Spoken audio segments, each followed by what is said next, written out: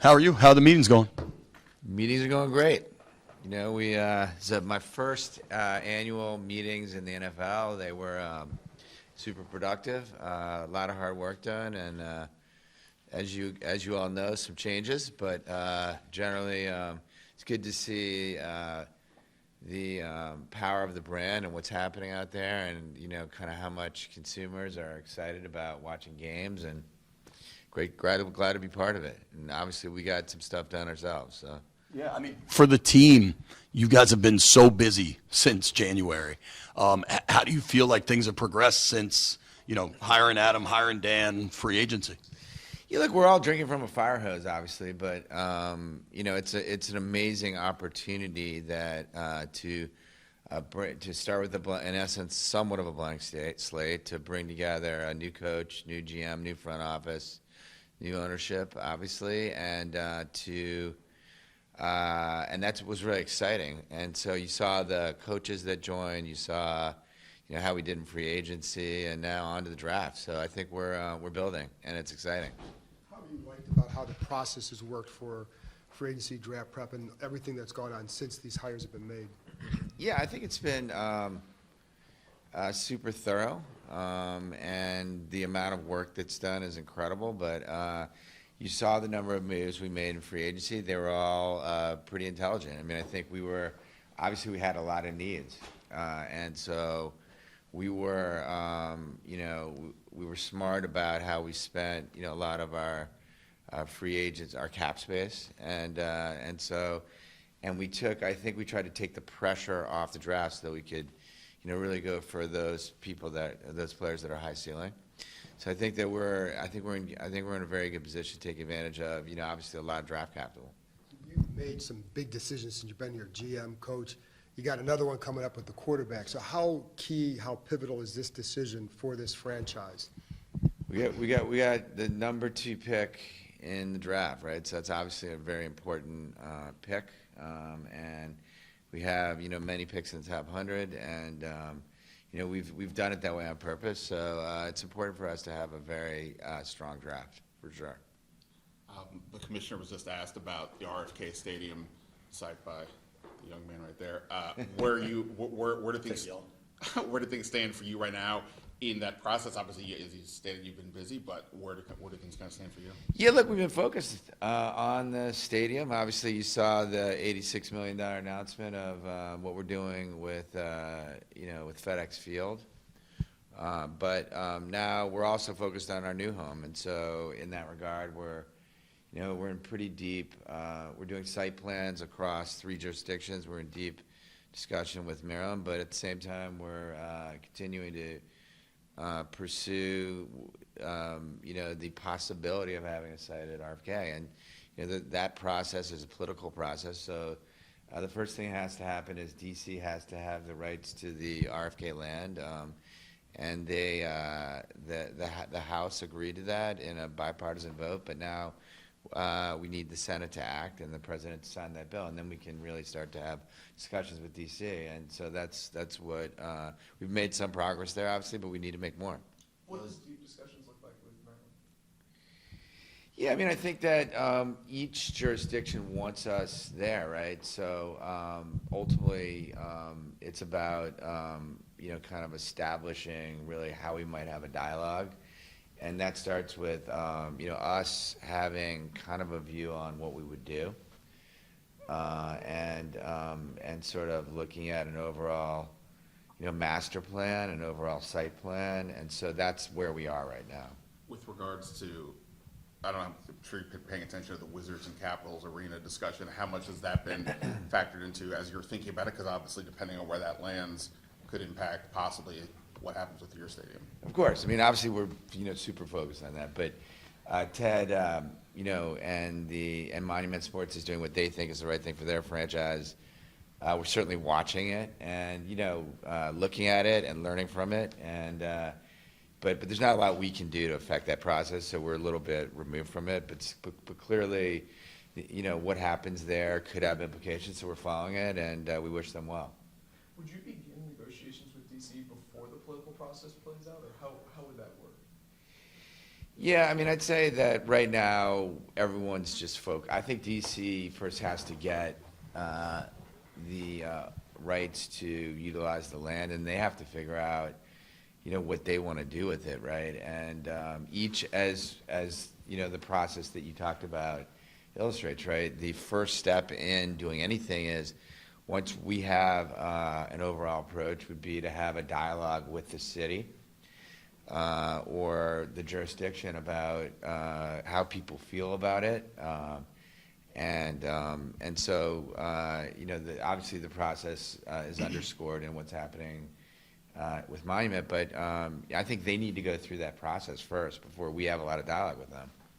Obviously, the stadium is a pressing issue, but what about the practice facility and just, remodeling it or looking for something new? I'm sure you saw that NFLPA report card, and that had to be kind of troubling. Yeah, I'm not an F- guy, so I didn't even know you could get an F-. Look, obviously we've jumped all over that. I mean, first of all, that report was based on interviews that occurred, right around the ownership change. So, but having said that, it's clearly something that we're focused on. And in fact, Adam and Dan had to leave the NFL meetings briefly to go have a discussion with architects that are. We're trying to make a lot of changes there quickly, and obviously it starts with the NFL player community is a small community, the NFL coaching community is a small community. You want to be a place that everyone says, that's a great place to be, and therefore we need to upgrade that facility, and we are upgrading that facility, and there's only so much you can do prior. Obviously we have to look at, okay, how much can we do? It's a lot like the situation we were in when we took over in last July. There's only so much you can do by the start of the season. There's only so much we can do by the start of training camp, and we're going to do that, and it's going to be about the player experience, the player lounge, refinishing, a bunch of things, but we have a lot more planned in terms of looking at the playing service itself, looking at the locker room, looking at the bathroom facility. So everything we can do right now to make our players feel great about coming to work, feel comfortable, feel well taken care of, we're going to do. Go ahead. What's the realistic timetable to build a new one? A new practice facility? A lot of that is going to depend on what happens with the stadium to a certain extent. So I think right now, that's the way that we're thinking about it, is overall plan. You have three, obviously the DMV is an overall area, right? And you kind of want to look at it pretty holistically. Is keeping that together then something you would prefer, or do you want them to be separate, the practice facility and the stadium? Yeah, I mean, I don't think we've really thought about it. I don't think the the two necessarily have to be in the same place. I mean, I think it works it works fine. So, and especially when you have three jurisdictions, obviously you want to think about, what's the best thing to engage the whole community. And for the current stadium plans and the approval of the budget that just went through that you just mentioned, what are some of those plans? What does it look like on a game day for fans going forward to upgrade and enhance the current stadium? Well, I mean, look, this is I don't know, close to a 25 to 30-year-old stadium, right? So when stadiums were built back then, they didn't have the kind of premium and fan experience that you do today. A lot of the stadiums, the sight lines to the game are further away. Certainly the ability to use digital, there's been a digital transformation since then. The way fans watch games is a lot better. It's a lot closer. You can see better.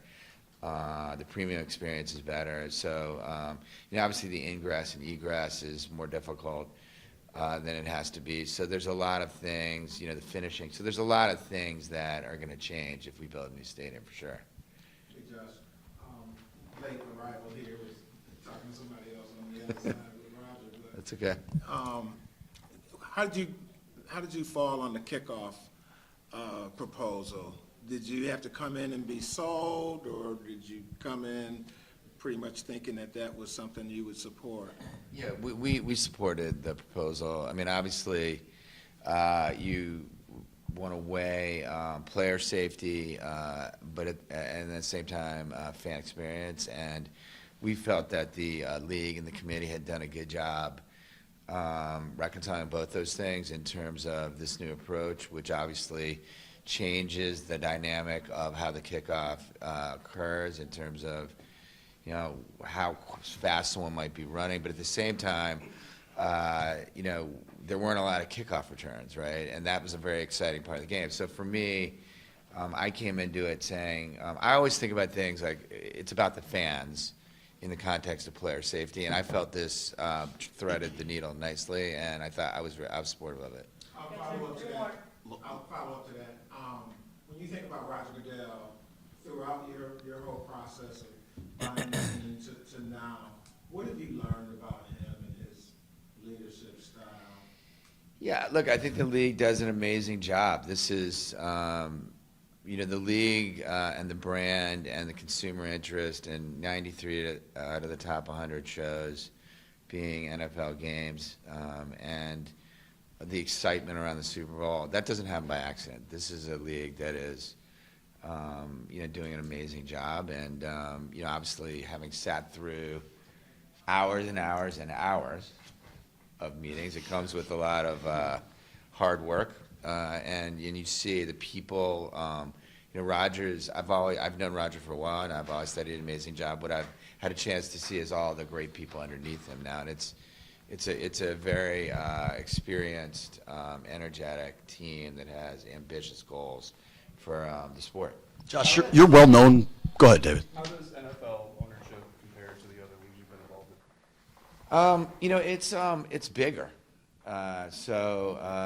You know, obviously, you know, a lot of the fundamentals are the same in terms of, you know, kind of how you being a steward for a city, trying to engage, you know, a small community of players and coaches and front office executives, and build like the best on court, on field experience, or you know, on ice.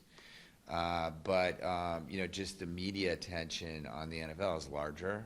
It's a larger game, and so there's probably a little more scrutiny. You know, I think that you're also able to impact, you know, a lot more people. I mean, obviously the games are bigger, the rosters are bigger, so it's just a little more complicated. Before you Like guys high hired, draft picks in other sports, how does quarterback in terms of uncertainty or pressure compare to a basketball point guard or a hockey player or other things? Yeah, look, the number 2 pick is the number 2 pick. I mean, in any sport, right? It's an important pick. I mean, it's a complicated question.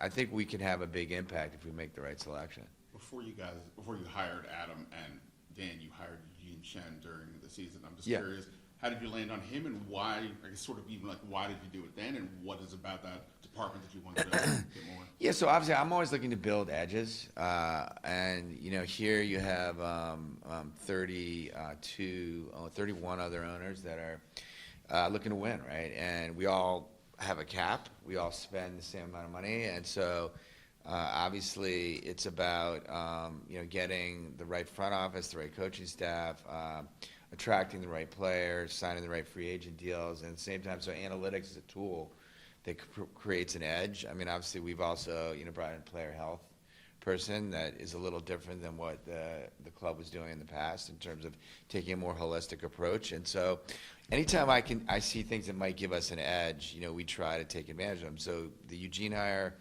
was exactly that. And look, we're pretty steeped in the analytics community from some of our other experiences. He had a good reputation, and we were able to. He had been in the NFL, obviously, at a series of programs that are very well thought of, and so that's why we did it. The process. How educational was it to sit in on the quarterback meetings, or the quarterback interviews at the combine? How educational was that for you?